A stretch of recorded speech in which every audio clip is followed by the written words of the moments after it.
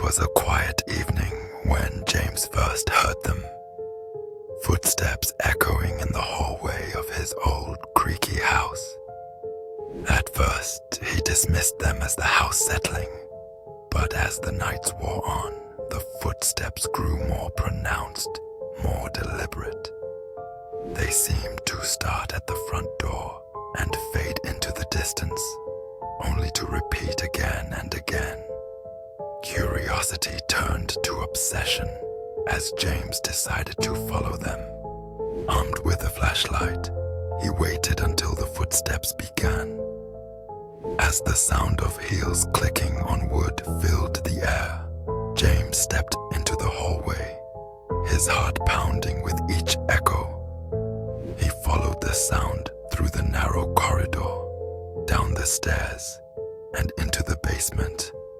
The footsteps stopped abruptly at the back wall, where a door he had never noticed before stood ajar.